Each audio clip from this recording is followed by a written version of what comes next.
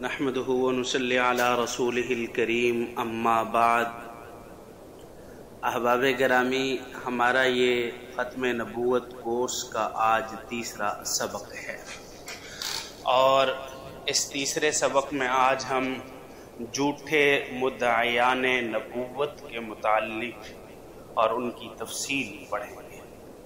کہ جناب رسول اللہ صلی اللہ علیہ وسلم کے زمانہ سے اب تک کن کن لوگوں نے نبوت کا دعویٰ کیا، اور حدیث مبارکہ میں بھی اس کا ذکر ملتا ہے۔ دیکھیں، نبی کریم صلی اللہ علیہ وسلم نے خود یہ پیشین گوئی فرمائی کہ اس امت میں 30 سے زیادہ نبوت کے جھوٹے دعوے دار پیدا ہوں گے۔ ہر ایک یہی کہتا ہوگا کہ وہ نبی ہے، حالانکہ وہ جھوٹا، کذاب اور مثل دجال ہوگا۔ بخاری اور مسلم شریف میں ایک روایت حضرت ابی ہریرہ رضی اللہ تعالی عنہ سے آتی ہے کہ جناب رسول اللہ صلی اللہ علیہ وسلم نے فرمایا کہ لا تقوم الساعة حتی تبعث، کہ قیامت نہیں قائم ہوگی حتیٰ کہ دجالون ثلاثون قریب من الثلاثین کلہم یزعم انہ رسول اللہ،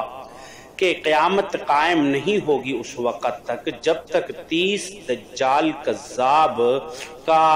ظہور نہ ہو، اور ان سب کا یہی دعویٰ ہوگا کہ وہ اللہ کے رسول ہیں۔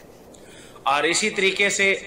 ابو داؤد شریف میں اور ترمذی میں ایک حدیث آتی ہے کہ حضرت ثعبان رضی اللہ تعالی عنہ سے روایت ہے کہ رسول اللہ صلی اللہ علیہ وسلم نے ارشاد فرمایا کہ قیامت اس وقت تک قائم نہیں ہوگی جب تک ان نشانیوں کا ظہور نہ ہو جائے۔ ایک تو فرمایا کہ میری امت کے کچھ قبائل مشرکوں سے مل جائیں گے یہاں تک کہ وہ بت پرستی میں مبتلا ہو جائیں، یعنی پہلے اسلام لایا ہوگا، مسلمان ہوں گے، اور پھر وہ بت پرست بن جائیں گے، مشرکوں کے ساتھ مل کر وہ بت پرستی میں شامل ہو جائیں گے۔ اور دوسری نشانی یہ بتائی کہ میری امت میں 30 جھوٹوں کا ظہور ہوگا، یہاں تک کہ ہر ایک کا یہی دعویٰ ہوگا کہ وہ اللہ کا نبی ہے، جبکہ حقیقت یہ ہے کہ میں آخری نبی ہوں، میرے بعد اللہ کی طرف سے کوئی نبی نہیں آئے گا۔ نبی کریم علیہ وسلم کی اس پیشین گوئی کا ظہور مختلف وقتوں میں ہوتا رہا ہے۔ ہم ان کی تفصیل آگے مزید بھی بیان کریں گے، لیکن یہاں میں آپ حضرات کے سامنے چند ان دجال، کذاب اور جھوٹے مدعیان نبوت کے ذرا فہرست اور ان کا تھوڑا سا تعارف، تاکہ تمہیں پتہ ہو کہ کس کس نے دعویٰ کیا، کہ اس کے متعلق کہیں کوئی بات چل رہی ہے تو تمہیں علم ہو کہ یہ جھوٹا مدعی نبوت ہے۔ سب سے پہلے نمبر پر اسود عنسی ہے، اس نے نبوت کا دعویٰ کیا۔ اس کذاب کا تعلق یمن سے تھا۔ یہ خاتم النبیین سید المرسلین حضرت محمد صلی اللہ علیہ وسلم کی حیات مبارکہ میں دعوی نبوت کرنے والا پہلا شخص تھا۔ اسود عنسی یہ شعبدہ بازی اور کہاوت اور کہانیوں میں اپنی مثل نہیں رکھتا تھا، کیونکہ اس زمانے میں دو چیزیں کسی کے باکمال ہونے کے لیے دلیل سمجھی جاتی تھی، لہذا لوگوں کی بڑی تعداد اس کی معتقد بن گئی۔ اسود عنسی کو ذوالحمار کا لقب بھی دیا گیا تھا، اور تاریخ میں لکھا گیا ہے کہ اس کے پاس ایک سدھارا ہوا گدھا ہوتا تھا، جب یہ اس کو کہتا کہ خدا کو سجدہ کرو تو فوراً وہ سجدہ کرتا، اس طرح جب اسے کہتا کہ بیٹھ جاؤ تو وہ بیٹھ جاتا، جب اسے کہتا کہ کھڑا ہو جاؤ وہ کھڑا ہو جاتا۔ نجران کے لوگوں کو جب اس کے دعوی نبوت کا علم ہوا تو انہوں نے اس سے امتحان کی غرض سے اپنے پاس بلایا، اور ان کے ہاں اس نے جا کر اپنی شعبدہ بازی دکھائی اور لوگوں کو متاثر کیا، اور اپنی چکنی چوپڑی باتوں سے اہل نجران کی اکثریت کو اپنا ہم نوا بنا لیا۔ آہستہ آہستہ اس کی طاقت بڑھنا شروع ہو گئی، اور سب سے پہلے اس نے نجران پر فوج کشی کر کے حضرت عمر بن حزم اور حضرت خالد بن سعید رضی اللہ تعالی عنہما کو وہاں سے بے دخل کیا، اور پھر بتدریج پورے یمن پر قبضہ کر لیا۔ حضرت عمر اور حضرت خالد بن سعید نے مدینہ منورہ پہنچ کر سارا قصہ جناب رسول اللہ صلی اللہ علیہ وسلم کو سنایا، جس پر آپ صلی اللہ علیہ وسلم نے یمن کے بعض سرداروں اور اہل نجران کو اسود کے خلاف جہاد کا حکم نامہ جاری کیا۔ یہ اسود، اس کو کس نے قتل کیا تھا یہ بھی ذرا دیکھیے۔ اسود عنسی نے صنعاء ایک شہر ہے، اس پر قبضے کے بعد، یمن کا ایک شہر ہے، تو اس پر قبضے کے بعد اس شہر کے تمام اس شہر کے مسلمان جو حاکم تھے شیر بن بازان، اس کی بیوی آزاد کو اپنے گھر میں قید کر لیا، لیکن وہ اس سے سخت نفرت کرتی تھی۔ ادھر آزاد کے چچا زاد بھائی فیروز کو اس کا سخت صدمہ ہوا، اور وہ آزاد کو اسود سے نجات دلانے اور انتقام کے لیے موقع ڈھونڈ رہا تھا۔ اور جب جناب رسول اللہ صلی اللہ علیہ وسلم کا حکم نامہ ملا تو یمن کے لوگ اسود کے خلاف لشکر کشی کی بجائے اسود کے گھر میں گھس کر اسود عنسی کذاب کو قتل کرنے کے منصوبے کرنے لگے،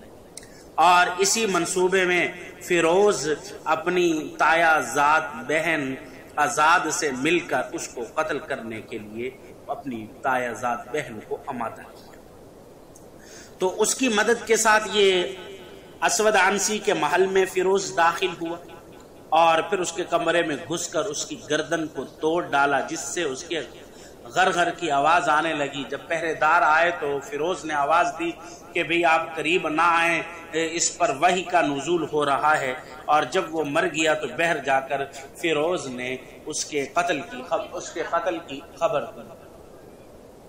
تو جب وہ قتل ہو گیا اور اس پر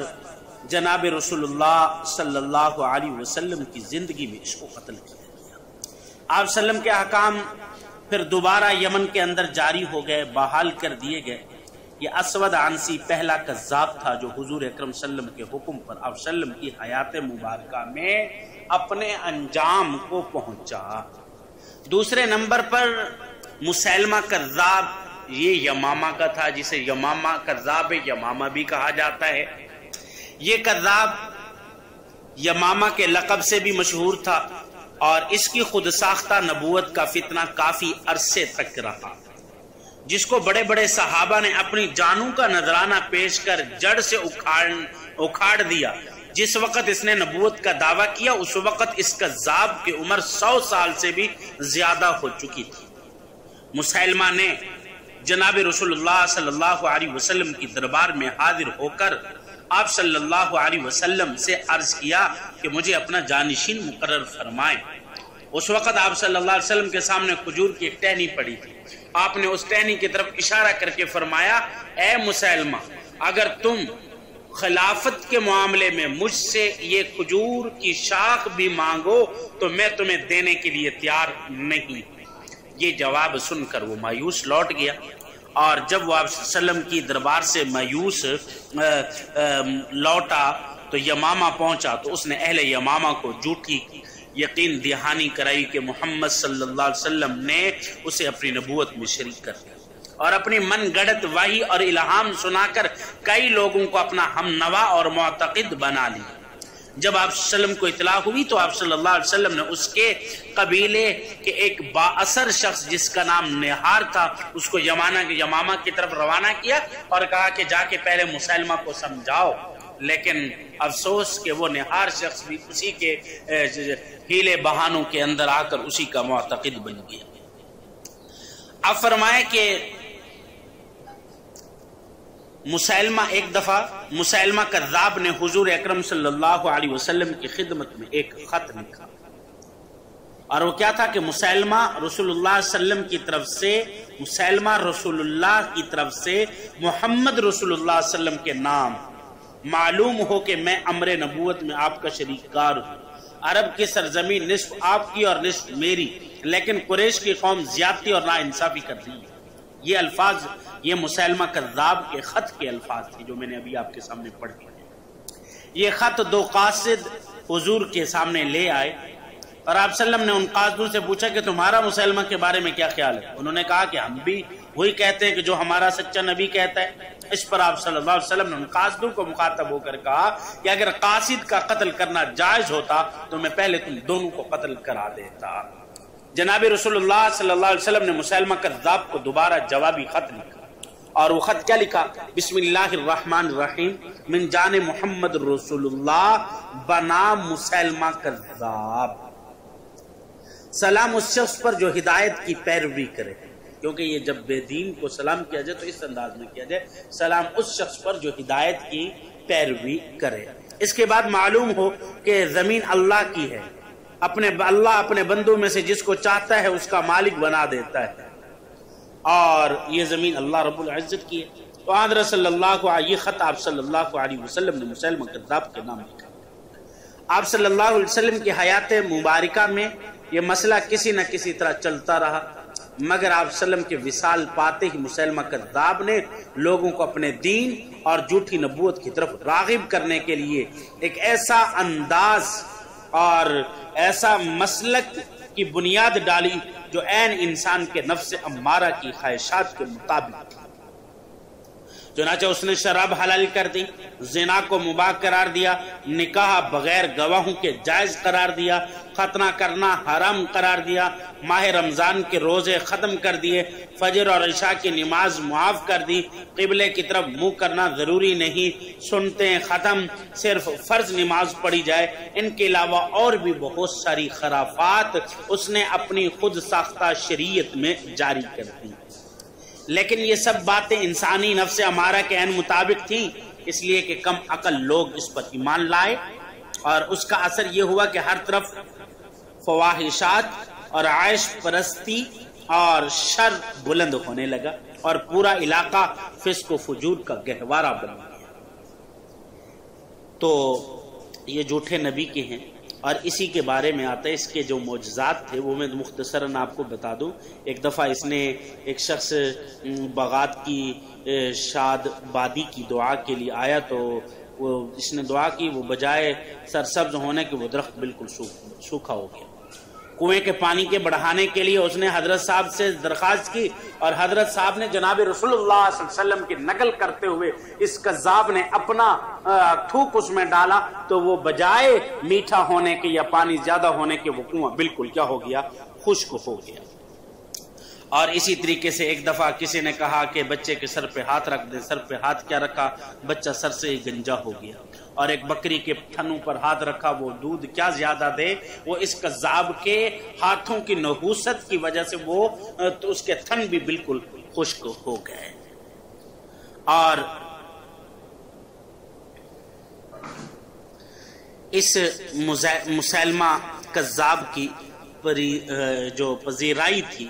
اس کو دیکھ کر جو باطل دوسرے لوگ تھے ان کو مزید دعوی نبوت کرنے کی جرت ہوئی۔ مثلا جس میں طلیحہ اسدی بھی تھا، اس نے بھی پھر نبوت کا دعویٰ کر دیا۔ حضرت سیدنا صدیق اکبر رضی اللہ تعالیٰ عنہ کی فراست ایمانی سے